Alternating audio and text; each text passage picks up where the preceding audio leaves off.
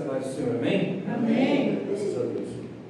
Abra a poderosa palavra do Senhor na carta de Paulo a Filemão.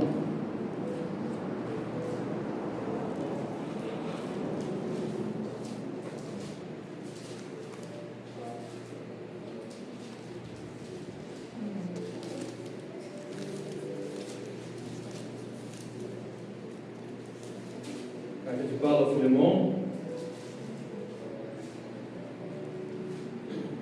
Todos em paz? Amém. Feche seus olhos por um momento. Grandioso Deus, eterno Pai, o Senhor é grande, é poderoso e não há outro Deus além de Ti. Obrigado mais uma vez, a Deus, por nós estarmos em Tua casa para glorificar e bendizer Teu santo nome. Que a Tua palavra, meu Pai, possa chegar aos quatro cantos, meu Pai, que os ventos do Espírito Santo possam levar aos quatro cantos, meu Deus, desse planeta. E entre, meu Pai, no coração daqueles que estão precisando da Tua palavra, meu Deus. Que haja conforto, meu Pai, reconciliação, restauração, meu Pai. Que haja um recomeço, meu Pai. Em nome do Senhor Jesus Cristo, que seja tudo da Sua vontade e não da minha, Deus. Que seja tudo da Tua vontade, meu Pai, porque o Senhor é grande e soberano. E só o Senhor sabe de todas as coisas, meu Deus. Muito obrigado por essa oportunidade de levar a Tua palavra, a Tua riquíssima e inerrante palavra, meu Pai, nesta noite. Em nome do Senhor Jesus Cristo. Amém. Amém, amados? Quero, em primeiro lugar, agradecer a Deus por a oportunidade de mais uma vez estar aqui para trazer a poderosa palavra de Deus. Amém? Hoje nós vamos começar a expor o livro de Filemão, a carta de Paulo a Filemão. Uma carta que vai falar muito aos nossos corações, É uma carta de reconciliação, de restauração, de recomeço. Amém? O Hernandes Dias Lopes, o reverendo Hernandes Dias Lopes, diz assim, sobre esta carta: o cristianismo não é apenas um sistema de doutrinas. Sobretudo, é o relacionamento com Deus e com o próximo. Essa carta é um manual de relacionamento. Trata de amor, perdão, restituição e reconciliação. Embora tenha sido escrita há quase 20 séculos, seus ensinos continuam vivos, atuais e oportunos. Reverendo Hernandes Dias Lopes. Amém? Tudo que ele falou aqui, Reverendo Hernandes Dias Lopes, é fato. Mais uma vez, nós vamos falar de uma carta que é atual. Uma carta que é bem atual. Esses ensinos têm enchido nossos corações, sim ou não, igreja? Sim. É para o fortalecimento da obra. Esse ensino não fica aqui apenas em quatro paredes, ela está alastrando pelo mundo. Sim, está. Vai chegar no coração daqueles que precisam. Está chegando no coração daqueles que precisam. Nós não estamos aqui para dizer que eu sou melhor, que o melhor, ou outro é melhor que ninguém. Nós estamos aqui para expor a palavra de Deus.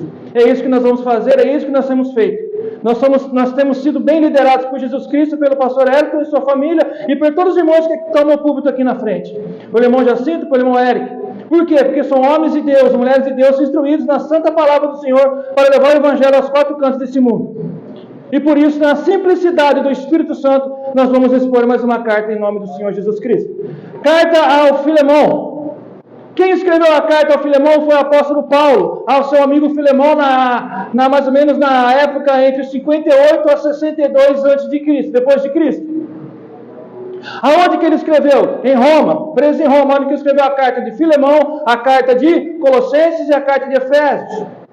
Preso na cadeia. Como foi falado no outro ensino aqui da carta de Colossenses, a prisão não foi suficiente para segurar o evangelho. Sim ou não? Sim. Ela não foi suficiente. Paulo fez o púlpito Paulo fez a cadeia o seu púlpito. Mais uma vez ele escreve a Filemão, o seu amigo. E essa carta é para dizer o quê? Para interceder a favor do escravo Onésimo. É uma carta que eu vou falar para os irmãos que aonde eu congreguei, aonde que eu passei, eu nunca vi alguém pregar. Não estou lembrado. Mas, que carta tremenda. É um capítulo só. O pastor Edson falou assim, irmãos, eu falei para o pastor Edson uma vez, acho que um domingo dá. Falei assim, certeza, irmão? Acho que 2, então eu acho que vai ser 2. Porque é muita coisa. É muita coisa. Mas pela honra e a glória do Senhor, nós vamos expor essa carta. Amém? No culto de hoje, nós vamos só fazer a introdução, e no culto do domingo que vem, dia 22/10/2023, nós vamos entrar, propriamente dito, na carta, no seu capítulo 1, no versículo 1. Não há causas perdidas para Deus. Há causas perdidas para Deus? Não, não há causas perdidas para Deus. Essa carta vai falar bem isso. É uma carta de reconciliação. Tem uma nota aqui que eu escrevi que diz assim: o cristianismo é viver pela fé. O cristianismo é viver pela fé, é ouvir a palavra divina, viver sem ansiedade, prosseguir com confiança, aguardar a ação de Deus e caminhar com esperança. Isso aqui é o cristianismo. O cristianismo é puro e verdadeiro. O cristianismo é a melhor coisa que pode acontecer na vida do homem. Sabe por quê? Porque foi Cristo que morreu na cruz. Foi Cristo que ressuscitou e vivo está. Essa carta de Filemão é Jesus Cristo purinho ali, amados. Jesus Cristo purinho. Paulo vai não se igualar, mas vai se colocar como Cristo. Paulo vai passar para Filemão, para Onésimo, como deve um cristão, um crente, deve se portar e se comportar diante da sociedade. Vai postar como eu e você devemos fazer diante do próximo. É isso aqui que a carta vai dizer, é o plano divino de Deus. E eu coloquei como tema o seguinte: liberto por Jesus Cristo. Você e eu, nós somos libertos por Jesus Cristo? Amém. Somos todos libertos por Jesus Cristo. Eu tinha colocado outro tema, que é o escravo, o livre escravo. Também pode ser colocado esse tema. Muitos estudiosos falam que isso aqui não é uma carta, que isso aqui é um bilhete. Que bilhete? Que bilhete? Muitos falam que epístola é para apostolado, para a igreja, que carta é pessoal. Realmente, de fato, essa aqui é uma carta pessoal a Filemão. Porque foi escrita na cadeia. E quando foi levada, uma foi levada para Colossos, outra foi levada para a casa de Filemão. Então significa, abrange para nós, abre o leque aqui, que significa que em Colossos tinha mais de uma igreja, uma na casa de Filemão e outra provavelmente lá de que Epáfras era o pastor. Lembra de Epáfras? Então, nós vamos falar dele um pouquinho também aqui.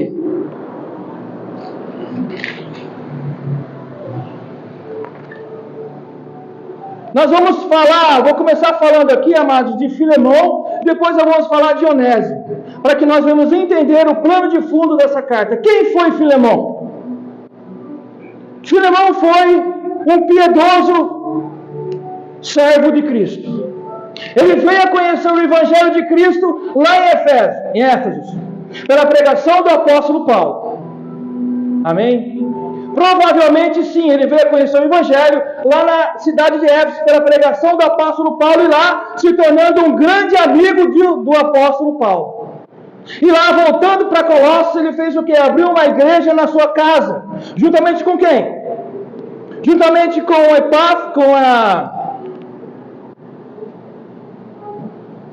com os seus familiares. Vamos dizer assim, que já eu vou achar o nome aqui. Amém? Filemão é um homem rico da cidade de Colossos, proprietário de escravos, e um deles era Onésimo. Era um homem de fé em Jesus Cristo. Filemão é um homem de fé em Jesus Cristo. Agora, o que é ser um homem de fé? O que é ser uma mulher de fé? Aonde a minha fé, aonde a tua fé está colocada? Aonde a fé de Filemão estava colocada? Nós vamos ler que a fé de Filemão estava colocada em Jesus Cristo. A minha fé, a sua fé tem que estar colocada em Jesus Cristo, o nosso Salvador. Isso é ser um homem de fé. Ele tinha um grande amor pelos seus irmãos. Ele tinha um grande amor pelos seus irmãos, amados. Porque pense bem você, nessa época que foi feita essa carta, foi escrita essa carta, como dito no estudo do livro Colossenses e outras cartas também, não existia igreja, a igreja era nas casas das pessoas. E Filemão tinha aberto a casa, a sua casa para a igreja. Então pense você, eu não sei quantos cultos tinha, se era diário, se era 3 cultos por dia, 1 por semana, mas era na casa dele. Ele estava correndo risco de morte, porque os cristãos naquela época eles eram perseguidos. E ele abriu essa casa para evangelizar, levar o evangelho de Cristo. Ele abriu essa casa e a Bíblia diz que ele tinha um grande zelo, um grande amor pelos irmãos. E nós estamos tendo grande amor pelos irmãos? Nós temos que ter grande amor pelos irmãos, nós temos que amar, como foi dito no louvor aqui hoje. Somos todos uma família, unidos em Cristo. Somos todos um só. Essa carta vai falar de união, de irmandade. Paulo aqui ele fala, ele vai começar a falar que ele é Paulo, servo do Senhor Jesus Cristo. Pode ser irmã, pode ser irmã. Sua mãe. Em nome de Jesus. Então Paulo vai falar assim, olha, ele tinha o quê? Ele tinha um coração piedoso. Ele tinha o quê? Compaixão, devoção. Ele tinha mais o quê? Ele tinha compaixão, tinha devoção, amados. É isso que o cristianismo faz na vida dos convertidos. Filemão tinha compaixão, tinha devoção para com o próximo. É isso que o cristianismo ensina para mim e para você? Sim, de fato. É isso que o cristianismo ensina para mim e para você. Foi por isso que Jesus Cristo morreu na cruz. Foi por isso que ele tinha compaixão de mim e por você. Você já imaginou se Jesus Cristo não tivesse morrido e ressuscitado? Aonde nós estaríamos? Para onde que nós iríamos? Filemão ele tinha fé e também era um homem que se destacava por obras. Filemão se destacava por obras. Por quê? Como dito, ele abriu a sua casa. Ele ajudava financeiramente os irmãos e ajudava financeiramente Paulo lá na cadeia. Porque a cadeia naquela época tinha que ser ajudada, tinha que ser levado ao mantimento. O Império Romano não fazia isso, eram os irmãos que faziam isso lá. Por isso que Paulo recebia tanta visita, porque ele levava um mantimento até lá. E E Filemão era um dos financiadores disso. Então era por isso, porque ele se destacava, ele se colocava para ajudar os irmãos em Cristo. E é isso que a igreja tem que fazer, amados. É a compaixão estar junto, é isso que nós temos que fazer, ajudar o próximo. Temos que entender o seguinte, que se os meus bens, preste bem atenção, se os meus bens não estiverem ajudando a sociedade, isso chama-se roubo. Se os meus bens não se der ajudando na sociedade, isso chama-se roubo. Sabe por que é roubo? Porque Deus te dá tudo, sim ou não? Então, se você não ajudar o próximo, você está contra Deus, você está roubando a quem? A Deus. Não estou falando de dízimo, nem de oferta aqui, longe disso, não é isso. Eu estou falando de um homem de Deus, de uma mulher de Deus, do cristianismo. Se nós não estivermos ajudando o próximo, nós estamos roubando. É um erro tão grande, mano. Eu vou ajudar essa oração, mas o que adianta eu orar se você pode só orar? Amém. Mas se você pode ajudar financeiramente, por que não ajudamos? Temos que ajudar. É isso que Filemão fazia. Aleluia. Abriu a porta de sua casa para ser uma igreja. Tinha uma fé operante, como eu acabei de falar. Fazia um trabalho para Deus. Ele tinha uma fé operante. É isso que nós temos que colocar no nosso coração. Ter uma fé operante. Temos que fazer isso. Temos que ter uma fé operante. Nós temos que ver, sentir quem está precisando. É da igreja? É do irmão do lado? Quem está precisando? Você precisa de um arroz, um feijão, da cesta básica? É isso que a igreja tem que ver. É isso que a igreja, como eu falo, a igreja é todos nós, desde o pastor, presbítero, os diáconos, todos nós temos que entender e ver o cristianismo é isso, ajudar o próximo. É uma fé operante. É uma fé operante. Nota. Olha só. Nota. Sendo ele dono de escravo, ele tinha um direito, por lei, de todos os seus escravos, inclusive Onésimo. Mesmo ele tendo grande fé, sendo piedoso, tendo uma fé operante, ainda mesmo assim ele era dono de escravo. Eu falei aqui todas as virtudes, um resumo de todas as virtudes de Filemão. Mas mesmo ele tendo toda essa virtude, ele ainda era dono de escravo. E agora? A pergunta que eu faço: como o homem usado tanto por Deus era dono de escravo, não só de Onésimo. Diz a palavra, o historiador diz que tinha mais escravos, era um homem de posse, um homem de bens. Como o cristianismo, um cristão era dono de escravos, preste bem atenção, sendo que na sua casa era uma igreja. Sendo que na sua casa ele abriu a porta para uma igreja. Como que isso? O que significa isso? É a mesma coisa que nós temos essa igreja aberta nos dias de hoje, e aqui tem escravo. Por quê? O cristianismo permitiu isso? Por que o cristianismo deixou isso acontecer?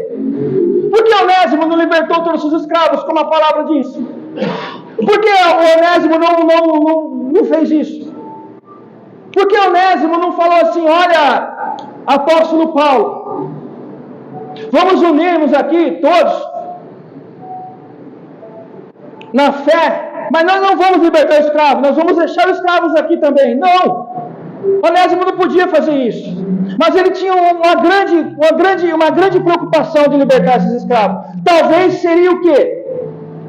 Medo da sociedade, de alguém encontrar ele porque ele é homem de posse, uma vergonha, ou não ter o total entendimento.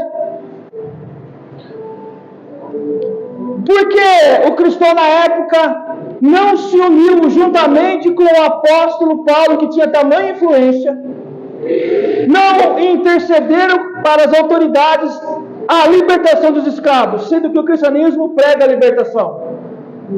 Por que será que não foi feito isso na época? Porque na época não se uniu o apóstolo Paulo para fazer uma reunião assim, vamos libertar todos eles, independente de quem fosse. Por que será? Em primeiro lugar, imagine você,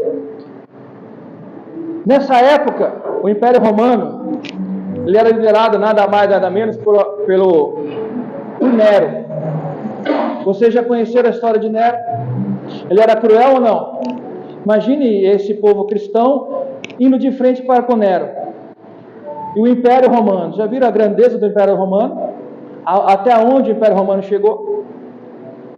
O que o Império Romano fez nesse mundo? Vocês já viram o Coliseu? Já viram Roma? A potência que é, as estradas que eles construíram, a engenharia que eles tinham, o poder bélico que eles tinham.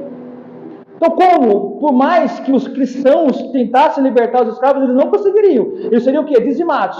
E a palavra de Deus seria o quê? Acontecia o quê com a palavra de Deus? Ela seria extinta. Já começa por aí. Em segundo lugar, a mensagem do Evangelho se confundiria com uma plataforma política. A mensagem do Evangelho, preste bem atenção, ela ia se confundir com uma plataforma política. Então, se eles entram nesse sentido, nessa ramificação, o Evangelho ia se confundir com uma plataforma política. Eles assumiam um partido, como teve lá na época. E é o certo? Não, é o errado. Mais uma vez, o que ia acontecer? Ele ia se envolver com a política e ia se contaminar. O Evangelho, mais uma vez, seria o quê? Confundido com a política. Em terceiro lugar, o cristianismo atua sobre atitudes espirituais e morais. O cristianismo atua sobre atitudes espirituais e morais. É aí que o cristianismo entra, nas suas atitudes. Qual a atitude da minha e da sua? A espiritual e moral. Ela muda o caráter da pessoa. Se você entra na política ou entra na violência, não é cristianismo. Ela não vai mudar seu coração, ela vai mudar o seu jeito de ser, mas seu coração não, porque você vai se ver o quê? Um rebelde. Se você entra na política, quer bater de frente, você seria o quê? Um rebelde político. Não é isso que o cristianismo ensina, certo? Não é isso. E outra coisa, em quarto lugar, o cristianismo abomina todo tipo de violência, sim ou não? Sim. Todo tipo de violência o cristianismo abomina. Jesus falou assim, se dá essa face aqui, dá essa aqui, como o pastor mandou um vídeo para mim hoje. Você tem que dar outra face, sim ou não? Sim, foi isso. É isso que Jesus ensinou. É humildade. Então o cristianismo abomina a violência, confia na consciência esclarecida biblicamente. Olha só, confia na consciência esclarecida biblicamente. Olha que poderoso que é o nosso cristianismo. Não se envolve com nenhuma estrutura política, como dito aqui agora. Nós temos que entender o seguinte, amados. Se eles fazem isso, eles se tornavam uma igreja partidária. Nós temos que ser uma igreja apartidária. Vocês entendem? O que é ser uma igreja apartidária? Se você tomar um partido, se a igreja tomar um partido, se esse homem se eleger, a igreja vai ficar em cima. Quando esse homem cair, a igreja cai junto. Aconteceu isso no passado recente? Sim ou não? Bem recente. Acharam que ele era o Messias. Não, não era o Messias. É só mais um. Foram para cima, não que seja errado apoiar um homem que fala da palavra, não é isso que eu estou falando, mas estou falando o seguinte: se a igreja for partidária, quando cair, cai junto. Aí o que acontece com os cristãos? Somos colocados como esquerda, sendo o contrário disso. Por isso que nós não temos que ser partidários, nós temos que ser apartidários. Nós temos que crer em quem? Em Cristo. Não seguir políticas. Filemão, voltando agora, Filemão era um amigo do apóstolo Paulo. Filemão conheceu o apóstolo Paulo em Éfeso, como já dito, ajudava Paulo financeiramente e foi convertido pelas pregações de Paulo lá. Isso aqui é resumidamente quem foi Filemão. Agora nós vamos falar de Onésimo, o escravo fugitivo.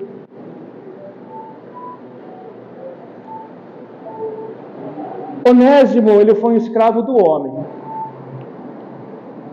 Ele pertencia a um homem. Pouco se sabe da vida de Onésimo, mas pouco se sabe da vida de Onésimo. Só sabe que ele foi escravo de Filemão, furtou Filemão e fugiu para Roma, e lá na cadeia Jesus pegou ele. É isso que nós sabemos de Filemão. E lá na cadeia, pela pregação da palavra de Deus através do apóstolo Paulo, ele se converteu ao cristianismo e foi um grande ajudador do apóstolo Paulo, foi um grande servo do apóstolo Paulo. Mas a pergunta que eu quero fazer para a igreja: o que é ser um escravo? Toda vez que a gente fala em escravo aqui nesse país, nós já vamos lembrar da escravidão que teve aqui.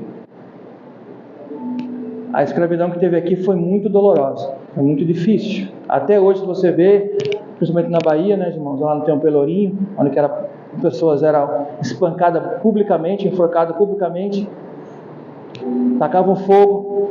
Foi terrível a escravidão aqui. No Novo Testamento não foi muito diferente disso. No Antigo Testamento era um pouco diferente, mas no Novo Testamento e aqui não foi muito diferente nisso, em todo o continente americano. Que sofrimento que foi. Minha mãe trabalhou anos e anos numa fazenda lá em Vinhedo, ela era cuidadora de idosos, ela trabalhou uma década lá, e eu levava ela, entrava às 11 horas da noite, saía às 7 horas da manhã, e por uma década eu levei ela todo dia a trabalhar e buscava ela todo dia de manhã. E nessa fazenda, é uma fazenda muito antiga, depois você pode fazer pesquisa, chama Fazenda do Cachoeira, lá em Vinhedo, tombada pelo patrimônio histórico. Lá tinha uma senzala. E toda vez que eu passava, mas quando eu passava lá em frente, você vinha aqui na cabeça, você sabia que lá, anos atrás ali, a pessoa trabalhava sol a sol, chicoteado, à noite dormia ali, preso com correntes na mão e nos pés. No outro dia não tinha liberdade nenhuma, não tinha liberdade de ir nem de vir, não tinha liberdade de fazer nada. Era trabalhar, enriquecer os patrões e dormir, e apanhar e morrer. Era assim a vida de quem veio da África, irmãos. Aqui no Novo Testamento não era muito diferente, a escravidão ali não era muito diferente. Ou o escravo era escravo era de guerra, ou era de herança, de pai para mãe. Ou estava devendo alguma coisa, então para mim pagar eu me tornava um escravo. Por isso que tinha escravo culto, tinha escravo que era professores, tinha escravo que tinha muita inteligência. Porque não tinha dinheiro, se endividava, e o que acontecia? Ia lá, se vendia, pelo menos aqui o arroz e o feijão, pelo menos alimento eu tenho. Mas o que é ser um escravo? Escravo é estar preso a outra pessoa. Escravo, ele está sujeito à vontade de outra pessoa, que se torna o que? O mestre dela. Isso falando de escravo do homem. São trabalhadores sem direitos. Quanta luta teve nesse país e no mundo por direitos trabalhistas? Quantas e quantas? Quanta gente morreu nesse mundo por direitos trabalhistas. Então eles não tinham direito, o único direito que eles tinham é de comer o que tinha. E tomar água que tinha. A escravidão por um contexto geral. Eles não tinham direito de nada, eles eram presos. As leis eram rígidas contra eles. As leis eram a favor do patrão. Se um escravo fugisse, e o Império Romano pegasse, podia, que nem eu falei aqui no ensino de Colossenses, podia cortar a pele dele, decapar, tacar fogo, morrer, ser enforcado de uma forma cruel. O dono e o direito defendia, a lei defendia o dono. Olha que gostoso que era ser escravo. No Antigo Testamento já havia escravos e eles já estavam lá. Mas só que lá, como dito aqui, era um pouco diferente. Existia uma lei que protegia. Se era fugitivo e ia para casa de alguém, aquela pessoa tinha que dar guaria a ela. Era mais ou menos assim que diz o livro de Eclesiastes. Mas nós vamos entrar lá no Antigo Testamento. Vamos falar só aqui.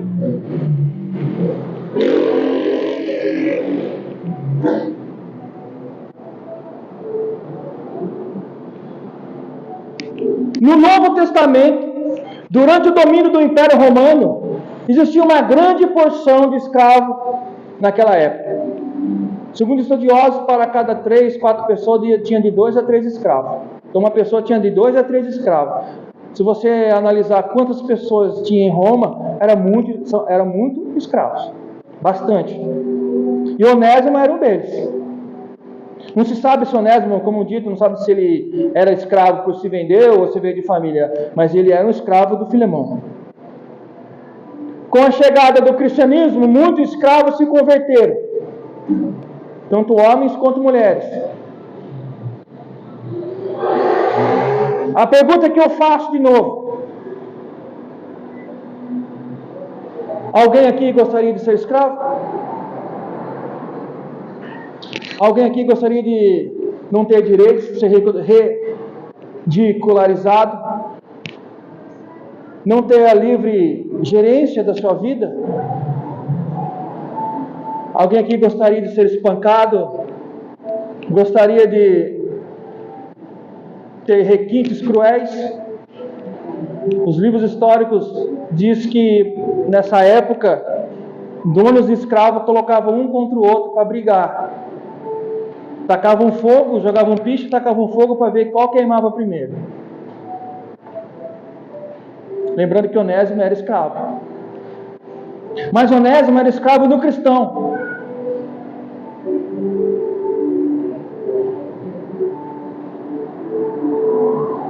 Onésimo era escravo de um cristão. Por que então que Filemão não soltou ele?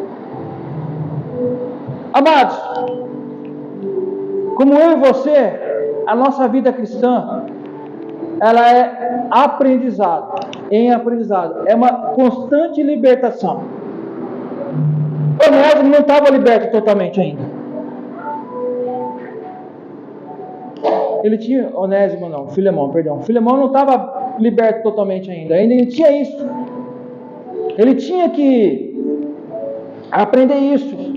Então Deus deixou com que acontecesse tudo isso, deixou que houvesse a escravidão, houvesse Onésimo, que Onésimo fugisse, fosse até Paulo, e lá, e com Paulo, é que Deus vai dar uma lição a Filemão. Mesmo se Filemão sendo piedoso, sendo homem de fé, e ter uma fé atuante. Então Deus trabalha dessa forma também, como trabalha na vida de Filemão, trabalha nas nossas vidas. Há uma constante aqui, nós estamos sempre aprendendo, nós temos uma libertação contínua. Porque o reino dos céus ele é ganhado a forças, não é de qualquer maneira. Ou a gente acha, ou pessoas acham, eu sou convertido, agora eu vou subir. Não, existe um comportamento, uma dedicação a Ele. Existe uma dedicação a Deus. Existe uma dedicação à cruz do Calvário. Não é de qualquer maneira. Filemão também, eles tinham que aprender isso. Então Deus trabalhou dessa maneira.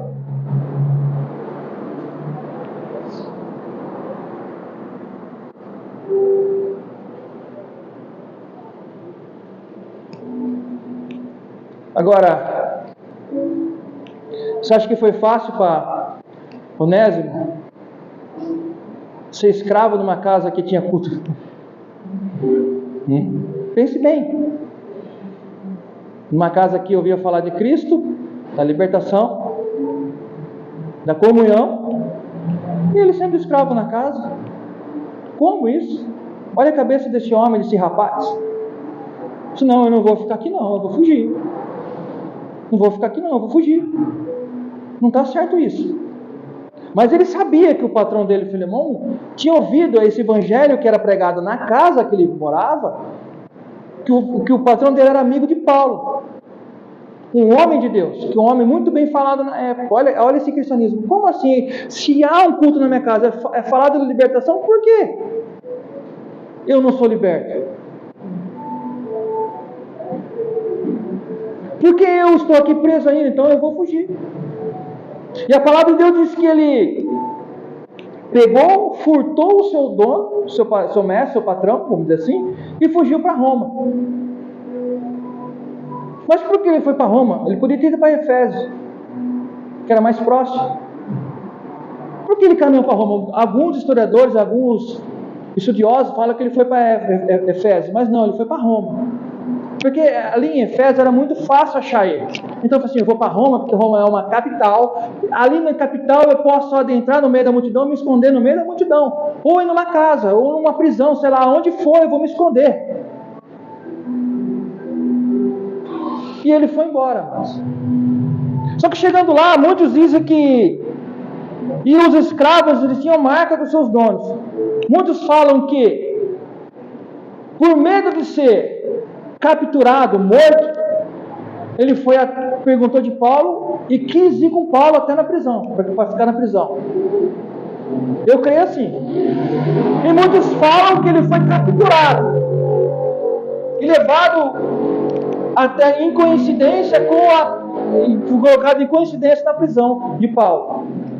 Mas o importante de tudo isso é que lá na cadeia ele conheceu a Cristo. O importante de tudo isso é que lá na cadeia Deus fez a transformação na vida dele. Lá na cadeia Deus faz e age também.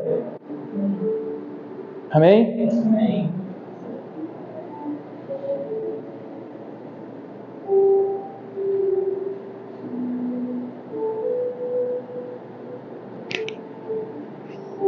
Amém? Onésimo fugiu para Roma em busca de liberdade.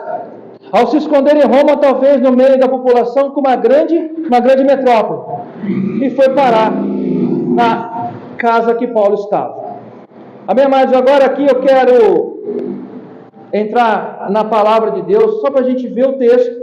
Depois nós vamos voltar aqui na introdução. Que diz a palavra de Deus, diz assim, olha, Filemão capítulo 1, que diz assim: Paulo, prisioneiro de Jesus Cristo e irmão de Timóteo, ao amado Filemão, nosso cooperador, e a nossa irmã Áfia e a Arquipo, nosso companheiro, e a igreja que está em tua casa. Graças a vós e paz, da parte de Deus, nosso Pai, e de nosso Senhor Jesus Cristo. Graças dou a meu Deus, lembrando-me sempre de ti nas minhas orações, ouvindo a caridade e a fé que tens para com o Senhor Jesus Cristo e para com todos os santos, para que a comunicação da tua fé seja eficaz no conhecimento de todo o bem que em vós há por Cristo Jesus. Tive grande gozo e consolação da tua caridade, porque por ti, ó irmão, o coração dos santos foi reanimado. Pelo que, ainda que tenha em Cristo grande confiança para te mandar o que te convém, todavia peço-te antes por caridade, sendo eu tal como sou, Paulo, o velho, e também agora prisioneiro de Jesus Cristo. Peço-te por meu filho Onésimo, que gerei nas minhas prisões, o qual no outro tempo te fui útil, mas agora a ti e a mim muito útil. Tu mandei a enviar, e tu toma a recebê-lo como ao meu coração. Eu bem quisera conservar comigo, para que por em ti me enviasse das prisões do Evangelho. Mas nada quis fazer sem o teu parecer, para que o teu benefício não fosse como por força, mas voluntariamente. Porque bem pode ser que ele tenha separado de ti por algum tempo, para que retivesses para sempre não já como escravo, antes mais do que escravo, como irmão amado, particularmente de mim, e quando mais de ti, assim na carne como no Senhor. Assim, pois, se me tens por companheiro, recebe como a mim mesmo. E se fez algum dano ou te deve alguma coisa, põe isso na minha conta. Eu, Paulo, de minha própria mão, escrevi: eu pagarei, para te não dizer que ainda mesmo a ti próprio a mim deves. Sim, irmão, eu me regozijarei de ti no Senhor. Reanima o meu coração no Senhor. Escrevi-te confiando na tua obediência, sabendo que ainda farás mais do que digo. E juntamente prepare-me também pousada, porque espero que pelas vossas orações vos hei de ser concedido. Saúdam-te, Epáfras, meu companheiro de prisão por Cristo Jesus. Marcos, Aristarco, Demas e Lucas, meus cooperadores. A graça de nosso Senhor Jesus Cristo seja com o vosso espírito. Amém. Esta aqui é a carta de Filemão, como dito. Voltando para a introdução, Onésimo, nesse contexto de igreja na sua casa, Onésimo fugiu para Roma. Mas o que ainda fica na mente é como Deus trabalha na vida do cristão, amados. Como Deus trabalha de formas assim espetacular. Porque Deus podia ter convertido ali, o Filemão podia ter pregado para Onésimo na casa dele e convertido ali ele na casa dele. Mas a semente foi plantada lá. A semente do Evangelho foi plantada na casa de Filemão, no coração de Onésimo.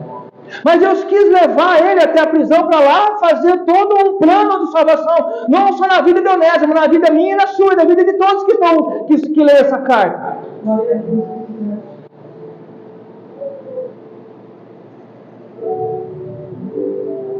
Mas nós temos que ver o seguinte, é assim, olha, conjecturando aqui, com a chegada de Epáfras, possivelmente,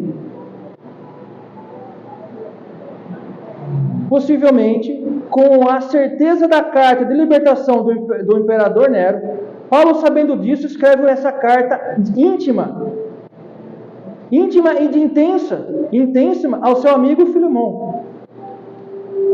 Onésimo sabia que seria solto, mas também sabia que as leis eram rígidas para com o escravo. Então Paulo o ajuda escrevendo essa carta tão linda e profunda. Vocês entenderam? Lembra de Epáfras? Onésimo estava lá. E quem chega lá? Epáfras. Conjecturando, como eu disse, pense bem. Olha aí, ó, quem está aí, você está aí, né? Estão te procurando lá. Estão querendo você de volta lá. Então eu creio que ele fica um pouco desesperado, um pouco nervoso. E agora, Paulo, o que eu faço? Você me ajuda? Assim, pode ficar sossegado, meu filho, que eu vou te ajudar. E Paulo escreve só Filemão, essa carta maravilhosa. Não estou falando que, eu só conjecturei como eu estou falando. Epáfras foi lá. Epáfras conhecido, ali os cristãos naquela época, todos se conheciam, principalmente da cidade de Colossos. Eram poucos. Se você veio parar aqui, você fugiu, roubou seu patrão e veio parar aqui. Não que seria uma fofoca voltando, não é isso. Como eu falei, estou conjecturando. Mas se você está aqui, você precisa voltar lá, viu? Você precisa sanar o que você roubou lá. Você precisa, perante a sociedade, se restabelecer. Você precisa confessar, você precisa devolver aquilo que você furtou. Mas como agora? Paulo está aí agora. Como é que Paulo faz? Agora é uma situação delicadíssima. Porque a lei estava a favor do seu dono, não a favor do escravo. Então Paulo escreve essa carta, é como se fosse uma bomba relógio. Escreve, coloca numa lote, agora leva lá. Juntamente com a carta de Epáfras também, junto com Epáfras. Para uma igreja e para outra igreja, mas você vai abrir só lá. Com total delicadeza. Mas Paulo sabia que Filemão era seu amigo e que no coração de Filemão existia o cristianismo. Cristo tinha moldado o coração de Filemão, assim como Cristo moldou o meu e o seu coração.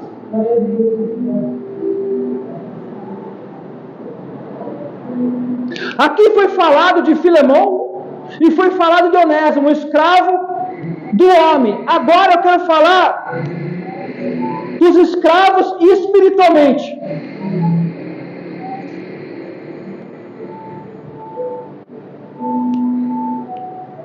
Os escravos espiritualmente. Amados, em toda a época, em toda a Bíblia, sempre se fala que Satanás sempre quis derrotar Deus. De tamanha loucura. Então, todo esse tempo, ele tenta derrubar os cristãos. Nesse tempo, ele tenta derrubar os cristãos. E qual é uma das formas que ele faz? É escravizando a tua mente. Escravizando a tua mente. E de que forma que ele faz isso? De várias formas. Conforme a época, conforme o lugar, a época, dessa maneira que ele vai trabalhar. Ele quer escravizar. Por que ele quer escravizar a vida do crente? Ou a vida daquele que quer se converter? Primeiro, aquele que se quer converter, ele não quer que se converta. É do crente, ele quer que você não vá para o céu. De alguma forma você não deixa o genuíno evangelho entrar no teu coração, não deixa você chegar até o final da tua caminhada, para entrar na terra celestial. Então ele escraviza a minha, a sua mente, a mente de todos. E como é que ele faz isso? Preste bem atenção. Com os desejos carnais, ele escraviza a nossa mente com desejos carnais. Sim ou não? Sim. Como eu disse aqui da outra vez, você tem um casamento lindo, perfeito, uma esposa linda do teu lado, mas às vezes as pessoas querem outra coisa melhor. Como se a sua esposa não fosse melhor que uma das coisas melhores que Deus colocou na tua vida. Porque casamento é sagrado, filho é sagrado, é milagre. Então ele coloca desejos carnais, coloca mentiras, vai vendo como é que ele faz. Coloca soberba, coloca inveja, coloca calúnia, ambição, idolatria e falsos mestres. E etc. Ele faz isso? Sim ou não, igreja? Ele faz isso? Ele influencia as religiões, ele influencia a educação, e diz que o cristianismo é uma filosofia. Ele faz isso há gerações. O Satanás, ele não é amigo, ele é inimigo. Tem um seriado aí no streaming que está lá, Lúcifer. Todo mundo assiste. Eu não assisti. E não vou assistir. Satanás engana daquele jeito lá. Lá, só os trailers que eu vi, né, fala que ele é amigo, que ele quer proteger, que ele é tipo de um coitado, que Deus fez irado, que fez ele se tornar Satanás, mas ele não queria ser. Muito pelo contrário, quem queria ser Deus? É ele. Então ele tem raiva de mim, raiva de você, e ele coloca mais coisas, coloca o quê? Na sua vida, ele quer perder, que você venha a não subir aos céus, a se escravizar a tua mente, coloca os coaches. Está cheio de coaches na internet. Né? Como eu falei aqui, vou repetir. Não sou repetitivo. Tem que ser falado. Coloca uma parede preta. Igreja com parede preta ele também coloca. Coloca uma luz. Louvores que não são louvores. Para você e eu cantar uma coisa que não edifica a Deus. Coloca os streams. Sim ou não? Para tirar a sua atenção da palavra de Deus, você perder todo o tempo precioso de ouvir a Deus, de ler uma palavra, escutar um louvor, ficar vendo streams o dia inteiro. Você tem o direito de se divertir? Claro que tem, mas você tem que separar o seu tempo. Ou você é cristão, ou você não é cristão, ou você é cristão só agora.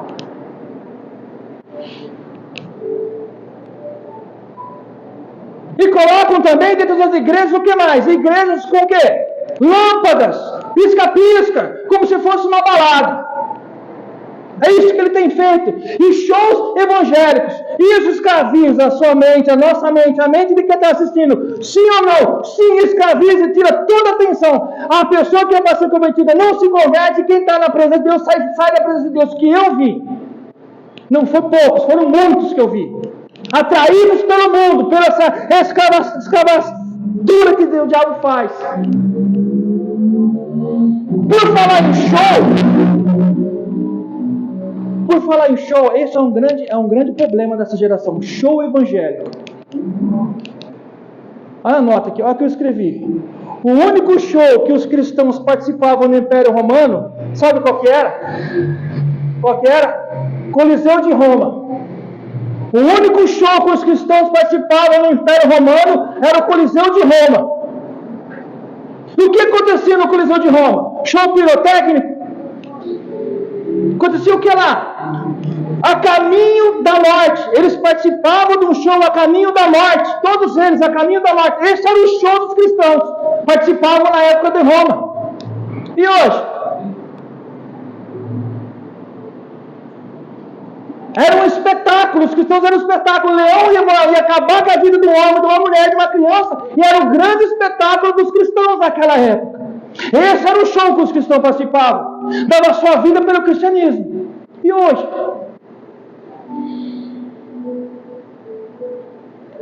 Dava sua vida na arena de morte. Aí é dessa maneira que o que acontece, que o diabo, que Satanás escraviza a vida das pessoas.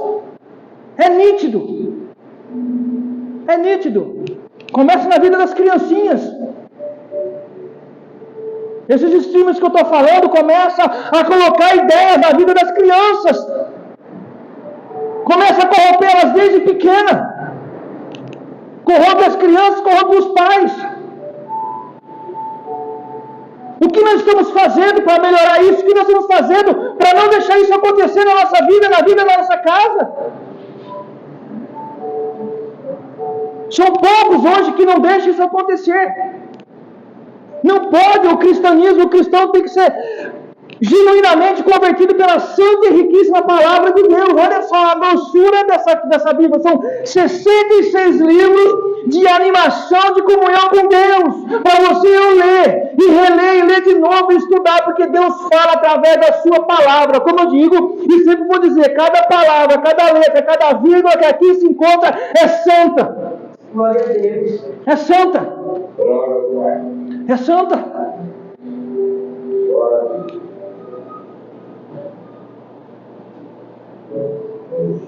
E vou mais além. E ele escraviza a sua mente para a tua destruição total. Lembra como eu falei, vou repetir? Lembra aquele memezinho? Vou tirar o braço, como Deus estiver tirando o braço de ferro com Satanás. Isso é uma mentira de tamanho descabido. Isso não existe, porque Deus é soberano. O livro de Jó. Ele pedia permissão a Deus para tocar na vida de Jó. Então isso não existe mais. Ele quer acabar com a tua vida porque ele não gosta de ti. Ele quer acabar com a vida da sua família. Ele quer acabar com a vida da sua família. Olha só, preste bem atenção. É como muitos aí hoje estão falando assim: nós vamos acabar com a família cristã. Tem desenho de um homem numa escola com uma roupagem de mulher, mandando uma criancinha do tamanho daquele pequenininho, falando assim: vamos acabar com a sua família. Não existe nem A, nem B, nem X, nem Q mais, mas existe isso aqui. Família não existe mais. Aonde que não existe mais? Existe sim. E é plano perfeito de Deus. A família é plano perfeito do Senhor. A família é plano que foi lá do divino, do trono do Senhor. A família é plano de Deus. Amém. Tem que ter um pai, tem que ter uma mãe. Tem que ter um pai, tem que ter uma mãe para criar a criança. E Deus acima de todos e de tudo.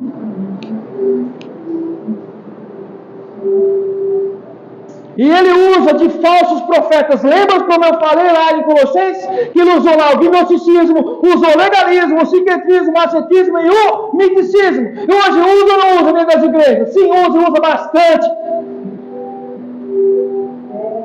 Homens acham que tem mais poder com Deus. Ele usa o homem dentro das igrejas, dentro do púlpito, para escravizar a mente. Com os misticismos, você só vai para o céu se você vai fazer uma campanha de 12 dias para cada dia do mês. Então você está determinando para Deus, o soberano, o Criador dos céus e da terra, de todo o universo, que se você fazer uma campanha de 12 dias por 12 meses, Deus vai cumprir aquilo que você determinou? Peraí, as coisas se inverteram? Eu não entendo isso, não dá para entender, ele usa disso. Quem nunca viu, Quem nunca viu? Quem nunca viu um coche? Quem nunca viu esse coche? São perigosíssimos, perigosíssimos. Porque sabe por quê? Porque o falso profeta, ele fala assim, ele chega com a voz mansa, não é? Com o intelecto, se coloca bem, se posta bem, fala bem, e quando vê, levou embora. É dessa maneira que, são essas maneiras, e podia falar muito mais, mas o tempo não me permite, que o diabo escraviza a mente do homem e da mulher. Eu falei de Onésimo, que ele é um escravo do homem, e espiritualmente, como o diabo age na vida, porque o diabo podia colocar na cabeça de Onésimo, se você é escravo, você não tem direito, Deus não te quer. Mas Onésimo não, falou assim, peraí, eu vou fugir para Roma, e lá Deus pegou ele lá. Ele podia chegar em Roma, era preso ali naquela casa, tinha um conforto até. Aí eu fui para Roma e lá lá eu fui preso. Mas Deus tem um propósito na vida dele, lá ele foi salvo, assim como eu e você. Nós também éramos aprisionados, escravizados por diabo. Todos nós aqui presentes. Ou não? Nós tínhamos vícios. Nós tínhamos desejos pecaminosos, nós não dávamos atenção para a palavra de Deus, ele falava que os crentes eram o quê? Habitolados e loucos. Eu sou louco por Cristo. Se for me chamar de louco por Cristo, está tudo normal. Porque a palavra de Deus é loucura para o mundo. A palavra de Deus é loucura para o mundo. Mas para nós cristãos não, é a verdade absoluta. Aleluia. É a verdade absoluta.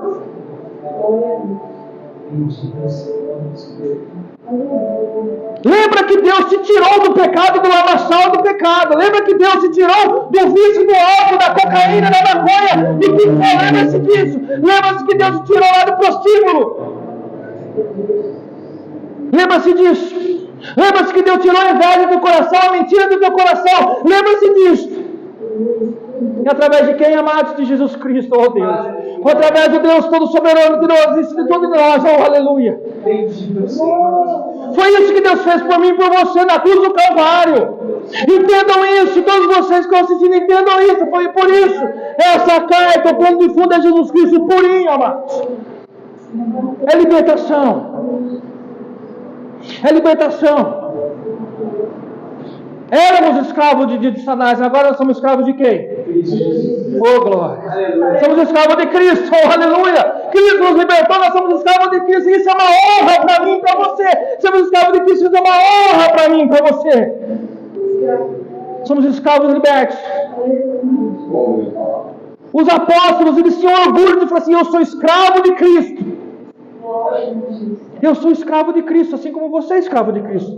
Nós aceitamos em nossas vidas a sujeição de Jesus Cristo. Você aceita? Você aceitou a sujeição de Cristo na tua vida? Houve uma transformação de fato, genuinamente no teu coração? Você se preocupa com o próximo? Sim. Você tem certeza que um dia eu e você vamos se encontrar lá na terra celestial, na Nova Jerusalém? Aleluia.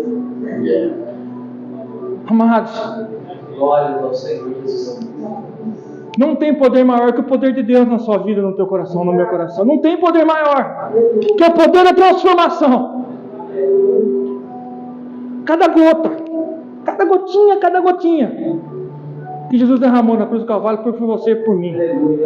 Nunca se esqueça disso, eu sempre vou falar. Sempre. Lembra de cada chicotada que Jesus Cristo levou. Cada uma delas. Obrigado. Lembra-se que as chicotadas, os soldados romanos, eles contavam. Uno, dono, trino. Foram quantas? 40 menos 1. 39. Quem já apanhou de vara de pé de amora? Meu Deus. Doeu ou não doeu? A varinha fazia assim na pele, ó. Né? Já doía demais, ficava o vergão. Eu comentei com o pastor essa semana, a gente estava conversando. Minha mãe tinha uma sandália, né, Rose? Minha mãe tinha uma sandália de plástico. A marca era Grandene. Ela batia, fazia bagunça, ela batia na minha perna e ficava a marca assim, ó, Grandene. Mas não era forte, só uma pancadinha assim. Minha mãe nunca me espancou, nunca. Era só para educação. Mas aquela pancadinha já ficava marca. Aquilo foi para o meu bem, foi para o seu bem. Mas doía, toda vez que você lembrava daquilo, quando sua mãe te pegava com a varinha de marmelo ou com a varinha do pé de amora, você lembrava, olha, eu não posso fazer aquilo porque aquilo dói demais. Agora Jesus, foram 40 menos uma. Isso aí é sangue que se lacerava a sua pele, parecia a costela do nosso Salvador. Meu Deus. E o detalhe de tudo isso, ele não merecia, eu e você merecíamos. Eu e você, quando nossas mães nos educavam, nós merecíamos, mas Jesus não merecia. Ele não tinha pecado nenhum. Ou ele foi levado no madeiro inocentemente. Inocentemente. Foi o cordeiro inocente, ele não tinha pecado algum. Foi o único que cumpriu todas as leis e foi levado para o madeiro, como se fosse o culpado. Sabe por quê? Por mim e por você. Sabe por quê? Para que nós tenhamos a vida eterna. Para que nós tenhamos a vida eterna. Para que nós possamos pisar no céu, nas terras prometidas que Deus nos fala, que Deus nos promete. Somos escravos de Cristo. Ou seja, somos sujeitos à palavra, somos sujeitos a Ele. Oh, glória! Sujeição absoluta. Nós temos isso? Temos? Sujeição absoluta. A quem? Ao presbítero Juliano, ao pastor Wellington, aos obreiros. Nós temos que ter sujeição absoluta à palavra, a Jesus Cristo. Ou ele pagava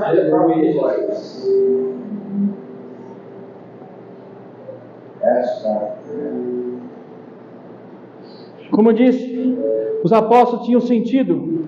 Eles falavam que eles eram honrados. Eles sentiam que ser escravo de Cristo significava de ser honrado. Honra, tinha honra. Você ser um escravo de Cristo, você fala assim, eu sou escravo de Cristo porque eu me sinto honrado por isso. Por quê? Porque eu sou livre agora. Aí é você ser escravo de Satanás ou escravo de Cristo? Hã? De Cristo. Com certeza. Porque nós estamos sujeitos a Ele. Nós estamos sujeitos a Ele. Nós estamos sujeitos a Ele. Então, a nível de introdução, foi falado, quem escreveu a carta foi o apóstolo Paulo, na época entre o tempo de 58 a 62, depois de Cristo. Filemão era o seu grande amigo e era o dono de Onésimo. Onésimo, o grande escravo. Essa carta vai falar para mim de uma restauração, de uma reconciliação e de um recomeço. Jesus está nessa carta do começo ao fim, como toda a Bíblia, mas aqui você vai entender que ele está bastante introduzido na vida dessas pessoas. E tudo isso eu falei a nível de introdução. Como eu disse, eu vou dizer aqui, não estamos aqui para pregar contra determinadas pessoas, estamos aqui para pregar a verdade de Cristo. Os obreiros do Senhor, os presbíteros, a Bíblia fala que foram levantados para pregar o quê? A verdade, a palavra, a verdade. Os obreiros de Cristo, os presbíteros, os pastores foram levantados por Deus para pregar a verdade. E aqui na Para Sempre em Cristo é pregada a verdade. Caso contrário, a igreja não estaria de pé tantos anos. E por isso, por se pregar a verdade de Cristo, por se pregar a santa palavra de Deus, que muitas pessoas não querem ouvir. As pessoas preferem ser escravo de Satanás, dar lugar a quê? Dar lugar a quê? A mentira, aos desejos carnais, dá lugar à soberba e à inveja, dá lugar às calúnias, às ambições e à idolatria. Mas não querem que Deus, que Jesus Cristo entre no coração e cure e liberte. entram na igreja e saem. Não, mas espera um pouco, eu vou entrar lá, agora lá eu vou ter que ser o quê? Cristianismo é muito mais do que regras que não pode beber, não pode comer, que não é bem isso, o cristianismo não é isso, aí chama-se legalismo. Não é nada disso, tem um memezinho falando lá, porque agora não posso mais ir, não é isso. A Bíblia não proíbe, não, a Bíblia proíbe certas coisas que vai levar você para a destruição. Mas o cristianismo vai além disso, muito além disso.